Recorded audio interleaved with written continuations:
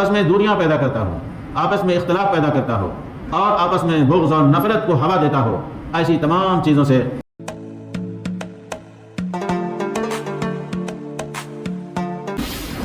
الحمد للہ کفا وسلام علی عبادہ الذین اصطفى، اما بعد، اعوذ باللہ من الشیطان الرجیم، بسم اللہ الرحمن الرحیم، وتعاونوا علی البر والتقوى ولا تعاونوا علی الاثم والعدوان واتقوا اللہ ان اللہ شدید العقاب۔ محترم اسلامی بھائی اور دوستو، اللہ رب العزت نے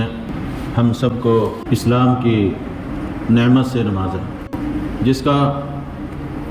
ہم سب کو شکر ادا کرنا چاہیے اور ہماری کوشش یہ ہونی چاہیے کہ ہم اسلام کی تعلیمات کو جاننے کی کوشش کریں، اس کو سمجھیں، اس پر عمل کریں اور اس کی ترویج اور اس کی اشاعت کی کوشش کریں۔ اسی چیز کو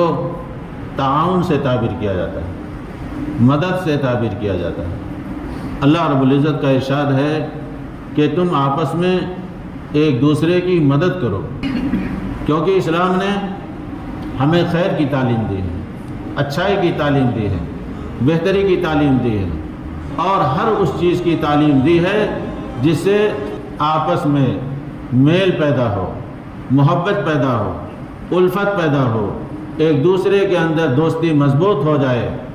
ہر اس کام سے جو آپس میں بیر پیدا کرتا ہو،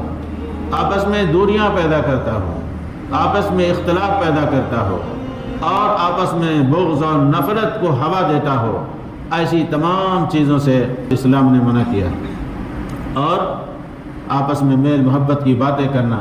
یہ ساری کی ساری چیزیں تعاون علی البر والتقوی کے اندر شامل اور داخل ہیں کہ اسلام نے ہمیں آپس میں میل جول رکھنے کی اور آپس میں الفت اور محبت پیدا کرنے کی تعلیم دی ہے۔ یہ الفت اور محبت دینی ناحیے سے ہے، دین کے ناحیے سے ہے۔ ایک بھائی دوسرے بھائی سے تو محبت کرتا ہی ہے، اس کے بارے میں تو کہنے کی ضرورت ہی نہیں ہے۔ اسلام کی تعلیمات میں کہیں ایسی گنجائش نہیں ہے کہ ایک حقیقی بھائی آپس میں ایک دوسرے سے دوری اختیار کرے، ایک دوسرے سے بغض اختیار کرے، ایک دوسرے سے نفرت اختیار کرے یا ایک دوسرے سے جلن پیدا کرے۔ ایسی تمام چیزوں کی تو اسلام کے اندر حقیقی بھائیوں میں کوئی گنجائش نہیں ہے۔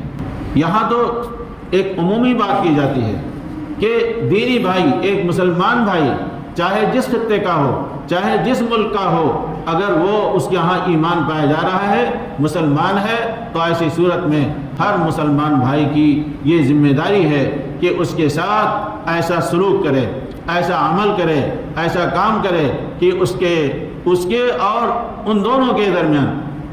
آپس میں الفت اور محبت پیدا ہو جائے۔ کہ آپس میں الفت اور محبت پیدا کرنا یہ اسلام کا سب سے قوی طریقہ ہے، سب سے مضبوط راستہ ہے اور سب سے مضبوط رابطہ ہے۔ لہذا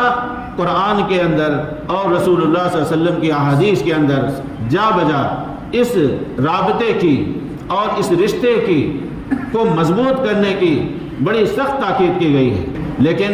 اب یہ رشتے کیسے مضبوط ہوں گے؟ ہم آپس میں ایک دوسرے سے جب محبت کرتے ہیں تو اس کا فائدہ یہ بھی ہوتا ہے کہ اللہ رب العزت بھی ہم سے خوش ہوتا ہے۔ اور یہاں یہ نقطہ ہونا چاہیے کہ آپس میں الفت اور محبت اللہ کی رضا کے لیے ہونا چاہیے۔ اللہ کی رضا کے لیے ہوگی تو ایسی صورت میں اس کا فائدہ ہمیں دنیا میں بھی حاصل ہوگا اور اللہ کے ہاں آخرت کے اندر بھی حاصل ہوگا۔ چنانچہ رسول اللہ صلی اللہ علیہ وسلم کی ایک حدیث ہم آپ کے سامنے پڑھ کر سناتے ہیں۔ حضرت ابو ہریرہ رضی اللہ عنہ اس حدیث کے راوی ہیں کہ اللہ رب العزت جب اپنے کسی بندے سے محبت کرتا ہے، اب اللہ کس سے محبت کرے گا؟ آپ یہ سمجھ سکتے ہیں کہ جو شخص اللہ کے فرمان کے مطابق اپنی زندگی گزارے گا، اللہ کے احکام کو مانے گا،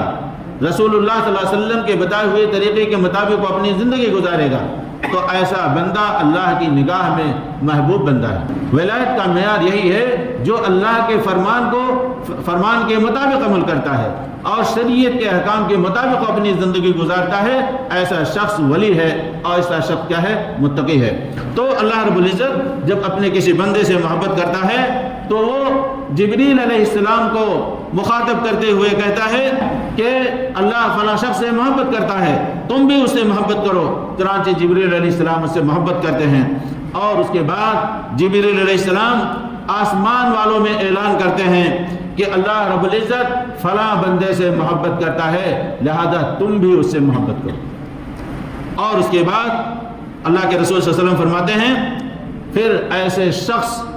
کو اللہ رب العزت دنیا کے اندر لوگوں کی نگاہ میں محبوب بنا دیتا ہے، فَيُوزَعُ لَهُ الْقَبُولُ فِي الْأَرْضِ، روئے زمین میں بھی اس کی قبولیت رکھ دی جاتی ہے، یعنی ایسے بندے سے